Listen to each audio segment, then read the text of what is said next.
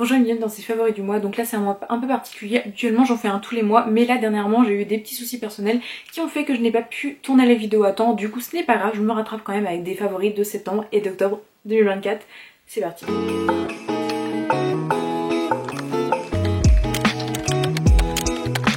Alors du coup vu que c'est deux gros mois, je vous avoue que ceux de septembre j'ai vraiment pris l'essence même de mes favoris. J'ai pris quand même pas mal de choses, mais il n'y en a pas tant que ça, donc je suis pas sûre que ça va faire une grosse vidéo parce qu'en fait j'ai peut-être eu un peu plus de recul sur ce que j'ai lu, ce que j'ai regardé, et du coup j'ai sélectionné un peu moins de choses.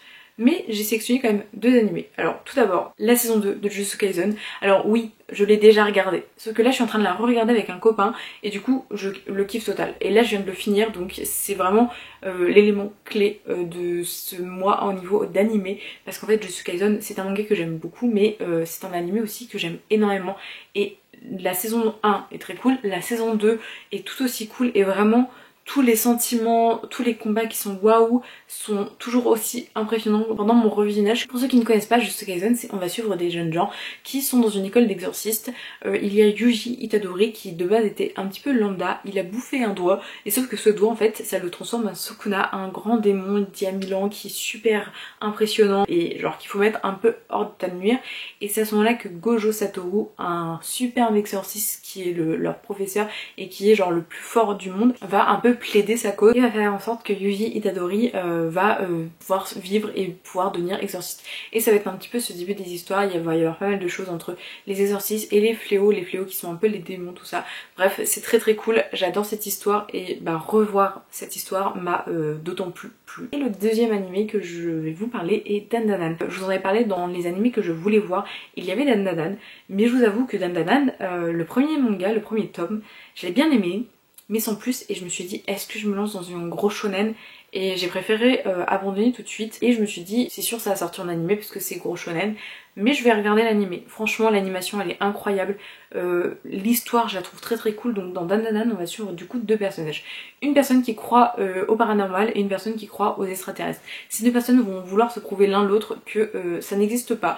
Du coup la personne qui croit aux extraterrestres va se retrouver dans un lieu un peu hanté, et la personne qui croit paranormal va se retrouver dans un lieu propice aux extraterrestres. Et ce qu'en fait les deux vont exister, ils vont se retrouver un peu dans la merde et vont s'en sortir par des facultés quelconques. Écoutez, je trouve l'histoire juste très très cool, je trouve l'action très très sympa, les personnages sont super attachants, il y a beaucoup d'humour, beaucoup d'action, et ce mélange est juste idéal. Enfin vraiment je passe un bon moment devant. Donc pour l'instant j'ai vu que 5 épisodes et bah je compte en fait continuer à regarder cet animé parce qu'il est vraiment très très sympa. Niveau jeux vidéo, et bah j'en ai peu parce que je n'ai pas trop joué. À mon grand désarroi je n'avais pas trop le temps. Par contre j'ai quand même fini la quête Archon de Inazuma dans Genshin Impact. Je vous dis que je suis une fan de Genshin Impact, j'y joue quand même régulièrement mais par période. Là par exemple j'y joue plus, mais vraiment par période je me mette à fond pendant un temps à booster un peu mes personnages etc, ou à booster la quête. Et là j'ai boosté la quête, c'est bon, j'ai fini la quête d'Inazuma, donc je suis très contente. Donc il y a plein de petites quêtes annexes etc. Je suis pas sûre d'aller tout de suite à Sumeru, je vais faire un petit peu des petites quêtes par-ci par-là. En tout cas très très cool, j'ai grave kiffé. Ça m'a mis les larmes aux yeux, les cinématiques de fin ils étaient juste incroyables. Niveau webtoon j'en ai lu vraiment beaucoup dernièrement, mais il y en a plein que j'ai lu pour continuer parce qu'ils sont cool etc, mais ça reste pas genre des gros coups de cœur webtoon, vous voyez. Par contre il y en a un qui s'est un peu hissé au-dessus, c'est Just Friend. Et là ça change un petit peu parce que souvent j'aime beaucoup les webtoons un petit peu historiques etc, et Just Friend en fait non, c'est dans le truc contemporain. En fait on va suivre deux meilleurs amis d'enfance etc, qui vont être maintenant à l'université etc, qui vont passer du temps ensemble, et sauf que bah ils sont toujours considérés comme des meilleurs amis, un peu comme des frères et sœurs etc. Sauf que là petit à petit il y a l'adolescence, il y a la puberté, il y a les sentiments, il y a l'alcool aussi. Sauf qu'un jour bah il y a une fille du coup de ce duo de meilleurs amis qui est rentrée dans la chambre, et en fait il va se rendre compte qu'il est en train de se toucher on va dire, et en fait bah elle va se dire mais en fait c'est un homme, c'est un garçon. Et du coup on va voir un petit peu ce duo qui de base sont amis et vont voir l'autre en fait avec d'autres yeux on va dire, et je trouve que le mélange est trop bien. Vraiment il y a un petit mélange d'humour et de romance, et en même temps beaucoup ce côté un petit peu chien et chat qui est présent. Et je sais pas, ça fait une lecture vachement good vibes etc. Enfin franchement j'ai dépensé des coins dessus, donc c'est déjà très très rare que j'utilise autant de... Enfin que j'utilise des coins sur Webtoon, parce que souvent, bah surtout que celui-là en fait il est gratuit hein. Genre c'est même pas un où il faut lire un par jour, c'est vraiment... il est gratuit, mais juste j'ai tellement kiffé que je ne pouvais pas attendre et j'ai dépensé des sous. Voilà, je l'avoue, mais j'ai trop aimé. franchement il est incroyable. C'est normal, c'est dans mes favoris, mais vraiment ce côté humour et ce côté un petit peu romance et cette relation entre eux, elle est juste trop chill, trop cool, trop good vibe en fait, je sais pas, j'ai trop kiffé. Ensuite j'ai lu quand même pas mal de mangas, franchement j'ai charbonné les mangas, mais il y en a peu qui sont sortis du lot, mais je vous les présenter. Il y en a certains, tous les tomes 1, bien sûr je vais faire une vidéo première impression, donc je vais passer vite dessus. Il y a des suites que j'ai surkiffé, donc là je vais un peu plus m'apesantir dessus. On va commencer avec les mangas où j'ai les premiers tomes. Tout d'abord Fruits Basket, le tome 1, alors j'en parle aussi sur le côté où je l'ai annoté, donc je vous en avais parlé que c'était un désir que j'avais de relire Fruits Basket parce que c'est mon manga favori, all time, avec Naruto et le chat qui rendait l'homme heureux et inversement. Sauf qu'en fait ça fait plusieurs années que je ne les ai pas lus, que je n'ai pas plongé mon nez dans cette œuvre, et mine de rien j'ai beaucoup changé, je suis devenue adulte. Donc est-ce que j'aimais autant ce manga? Est-ce que c'est pas juste un bon souvenir que je gardais? Du coup j'ai voulu me pencher dessus. Je me suis penchée dessus, je vais vous en parler très vite, je vais vous faire en fait une vidéo complète dessus, ce sera pas dans une première impression et je pense que je le ferai pour chaque tome, donc ça spoilera sûrement les tomes, en tout cas à ce moment-là. Mais je suis obligée de vous faire des grosses vidéos dessus parce que ça confirme mon amour et j'ai envie de pouvoir un peu replonger les gens dans cette œuvre qui est juste incroyable. Donc je pense que mon avis, vous avez compris que c'était très très positif, mais dans Fruits Basket on va suivre du coup Torunda qui est une jeune fille qui habite dans la forêt par un concours de circonstances, elle a perdu ses parents, enfin vraiment une histoire un petit peu malheureuse au premier abord, sauf qu'en fait on a une fille ultra déterminée mais très gentille, très douce et un peu naïve sur les bords. Elle va se faire recueillir par la famille Soma, sauf que cette famille est un peu maudite par les signes du zodiaque chinois, et si ils sont enlacés par une personne du sexe opposé se transforment dans leur signe. Donc par exemple Shigure qui est du signe du chien, si elle est en malasse devient un chien. Bref, toute une histoire comme ça, et c'est un peu le postulat de départ, une histoire beaucoup plus complexe et ultra intéressante et sincère, c'est incroyable. Bref, je vous en parle plus amplement dans une vidéo consacrée à ce manga parce qu'il est juste trop cool. Ensuite, il y a Jalouse de Batan, donc c'est le premier manga de Batan que je lis. Il faut que je lis Entre nos mains, je vous en avais parlé il y a pas longtemps. Et Jalouse, en fait, j'avais lu l'extrait et franchement il me donnait pas du tout envie. Et j'ai fait un retournement de veste incroyable parce qu'en fait Jalouse, on va suivre une jeune femme qui a une sœur et cette sœur a un copain. On va se retrouver très vite avec une sœur qui déteste sa sœur et l'autre sœur l'aime pas non plus. Et au final, ce copain de une des sœurs, en fait c'était le petit ami de l'autre. Donc on a ce côté où il y en a des personnages qui sont jaloux les uns des autres et toute cette relation un petit peu malsaine de la jalousie et la toxicité que ça peut entraîner dans une relation. Tout ça dans un manga avec un dessin incroyable, je sais pas, j'ai trop kiffé. Et même là je vous fais qu'un petit aperçu du coup du manga et de mon amour pour celui-ci parce que en fait le dessin est cool, le sujet est ultra intéressant et surtout la vérité dans le traitement des relations est ultra intéressant. Donc c'est vraiment des choses où je suis pas les plus à l'aise, la jalousie etc, parce que c'est pas forcément un sentiment que j'ai souvent, qui m'arrive hein, comme tout à chacun, mais c'est rare que je sois envieuse et jalouse etc. Et j'ai une petite sœur et on s'entend extrêmement bien, donc j'ai jamais trop eu ce sentiment que peuvent avoir les sœurs entre eux de jalousie dont j'ai pu parler avec des copines, mais franchement très très cool et je vous en parle très vite. Ensuite un BL incontable à la cour, donc là c'est un BL isekai de chez Akka. Quand je l'ai acheté en fait je savais que j'allais aimer parce que je suis tendance à aimer les isekai. Il y a quelques années vous m'auriez dit et je sais même plus si j'avais fait une vidéo sur ça, c'est possible que oui.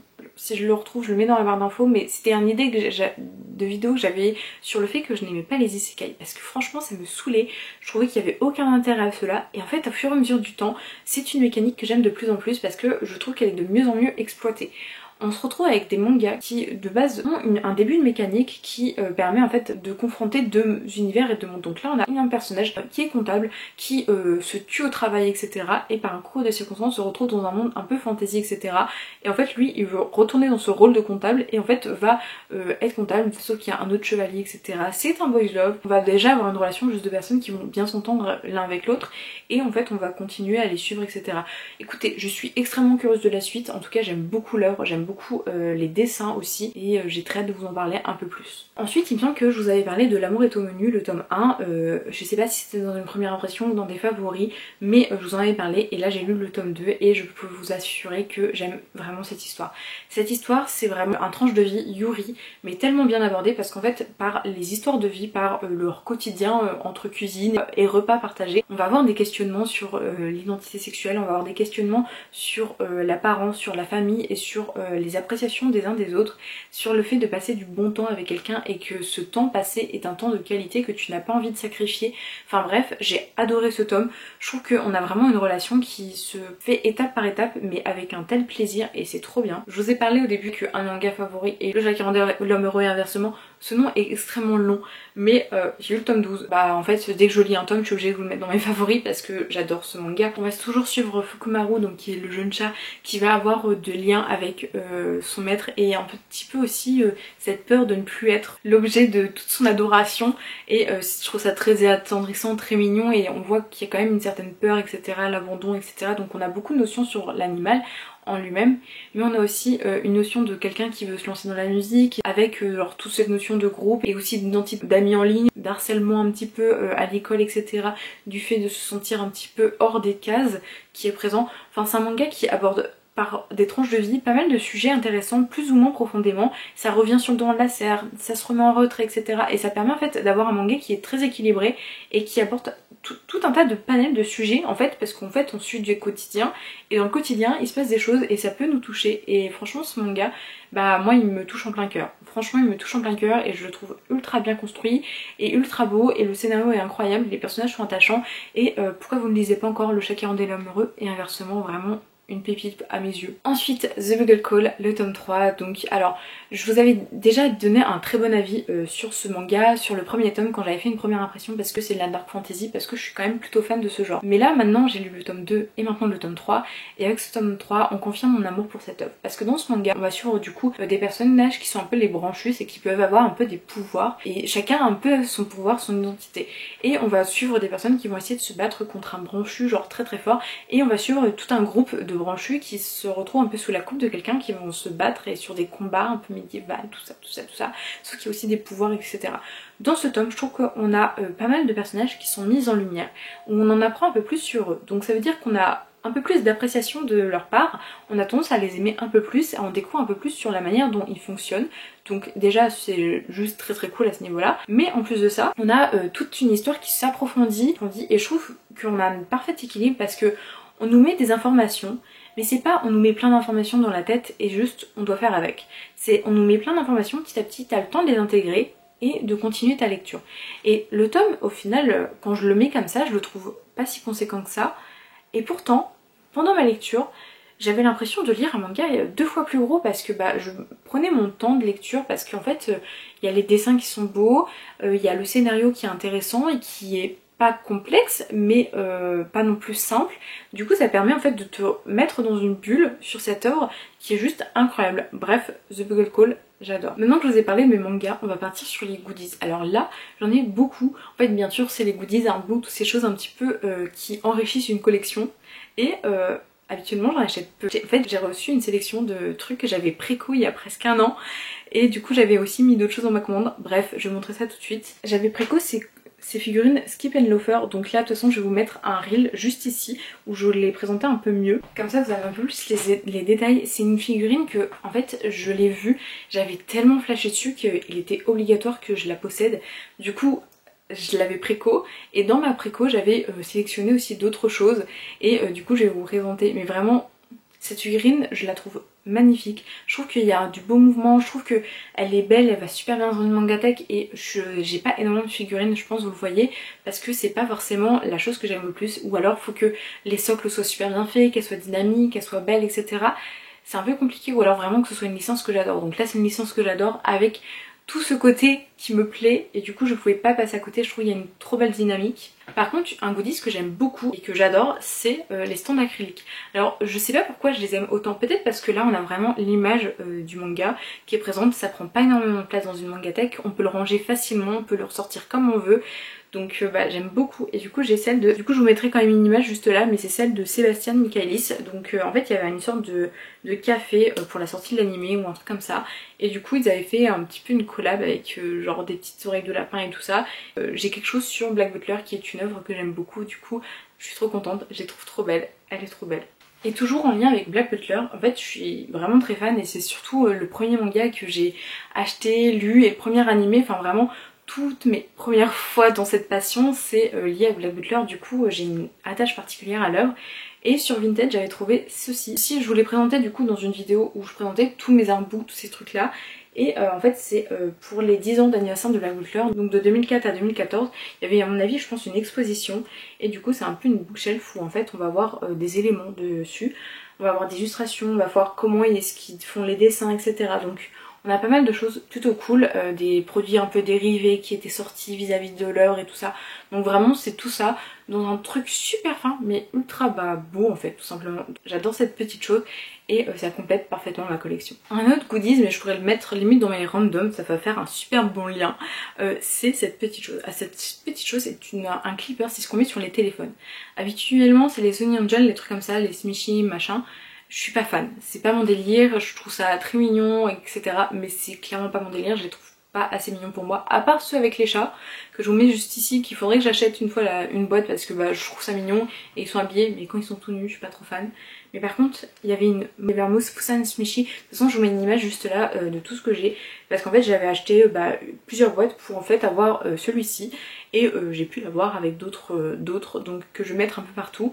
Et celui-là je le mets de côté pour le mettre sur mon téléphone parce que juste je trouve ça adorable. Vraiment c'est adorable, j'adore Mofusan. Mais c'est vrai que souvent dans les trucs Mofusan c'est très enfantin, peut-être un peu trop. Mais j'arrive pas du tout à trouver en fait un goodies Mofusan que je kiffe et qui va un peu dans mon esthétique et tout ça.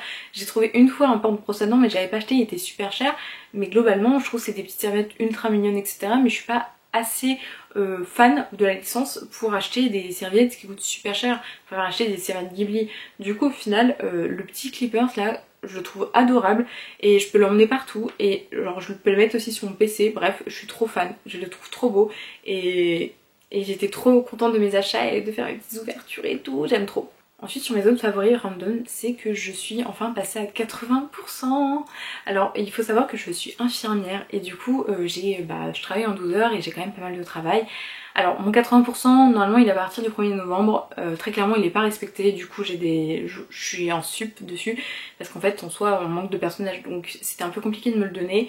Mais en même temps moi j'ai envie de continuer à faire des choses sur les réseaux. J'ai des projets un peu personnels aussi et surtout en fait au niveau du travail, à force d'être tout le temps au travail déjà de base en 100% et d'être rappelée régulièrement, ça fait que j'étais à 120% au travail et je pouvais juste pas, j'avais plus la patience, je trouvais que je faisais un travail pas mauvais mais pas de la qualité à laquelle je voulais, sans oublier que j'avais un gros épuisement professionnel parce que tout simplement je vous en ai parlé, que j'étais quand même très fatiguée etc. Et surtout j'ai fait une formation en début 2024 qui m'a duré à peu près 6 mois. J'ai dû faire des heures de route, j'ai eu des jours, en fait tous mes jours de repos, soit je révisais, soit j'étais en cours en distanciel et j'ai fait des journées de stage et en même temps je continuais mon travail à 100% et en plus de ça j'ai dû rendre un mémoire et maintenant je vais commencer à faire des protocoles pour mon service. Donc c'était super intéressant de faire ces DU en play-cicatrisation, ce que j'ai fait, sauf qu'en fait ça m'a énormément épuisée. En fait j'arrivais pas à me remettre de ça. Du coup j'ai eu quelques jours etc dernièrement et ça va un peu mieux vis-à-vis de tout ça et j'arrive un peu à trouver un bon équilibre, mais je vois que je suis encore fatiguée et je veux pas continuer comme ça parce qu'au bout d'un moment je vais plus prendre plaisir à mon travail et du coup j'ai pas trop envie de tout ça et du coup bref je suis passée à 80%, je suis très très contente. Donc pour l'instant je vais pas forcément voir les bénéfices tout de suite parce que il y a encore besoin de beaucoup de monde. Ensuite un autre de mes favoris c'est mes soirées lecture. Alors petit à petit avec mon compagnon en fait on se fait de temps en temps, on se motive et tout, on fait un petit repas. Des fois c'est pas des trucs fous mais c'est juste on sort 2-3 petits trucs à grignoter, on met une petite vidéo en fond, on allume les lumières, une petite bougie et on lit. Et en fait au lieu de regarder une série, on lit l'un à côté de l'autre et genre j'adore ce moment, c'est un moment où je rattrape beaucoup de séries, où je lis beaucoup de mangas et juste un moment super appréciable à faire sa passion auprès du feu, c'est juste trop cool et j'ai fait ça en novembre et ça me fait trop du bien. Un autre moment que j'ai passé avec du monde, c'est un après-midi sur Paris.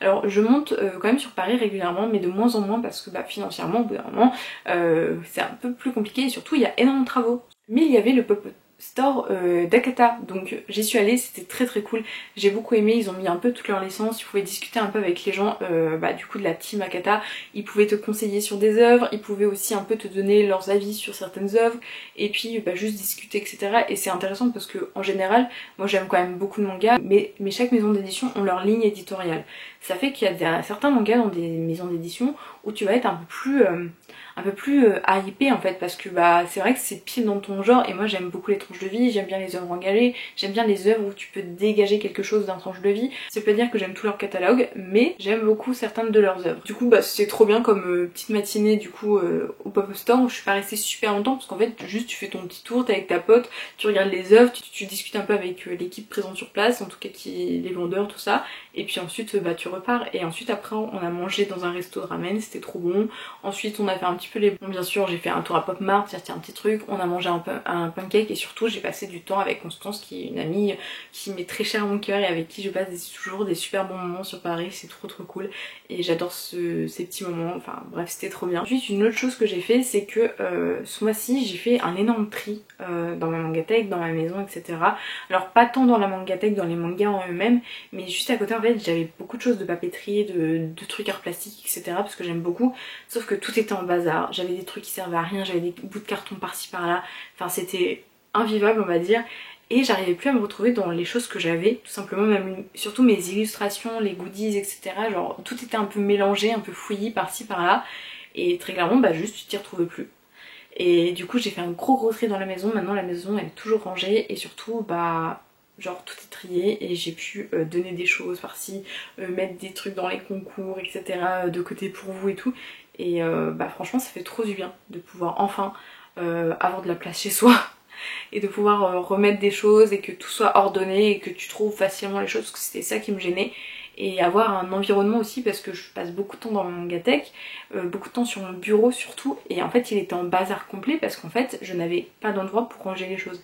Maintenant genre bah tout a une place et c'est plus facile de ranger et d'être bien et de travailler efficacement, et ça c'est trop bien. Et pour finir ça va être l'océan. Donc vous allez vous demander, c'est un peu bizarre d'avoir un favori random qui est l'océan, mais dernièrement bah je pense que vous avez vu que j'ai posté quand même peu de vidéos et je vous avais expliqué que c'était un peu compliqué, j'ai pas posté aussi de favoris etc. C'est parce que j'ai perdu un proche. C'était quand même attendu, je vais pas m'épiloguer dessus, mais c'était un moment quand même assez fort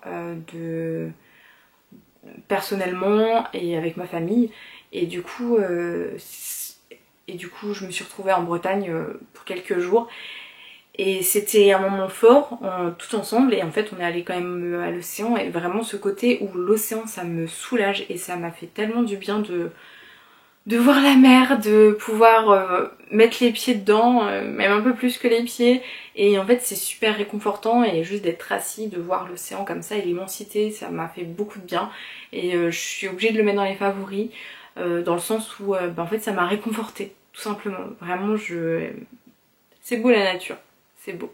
Sur cette pointe de mélancolie, je suis désolée, je me rendais... Au début je l'avais mis là en mode oh je vais le glisser et tout, mais en fait c'est un peu mélancolique, mais en même temps ça reste un favori et j'ai envie d'être honnête avec vous, ça a été un événement de mes derniers mois et ça a été un événement fort.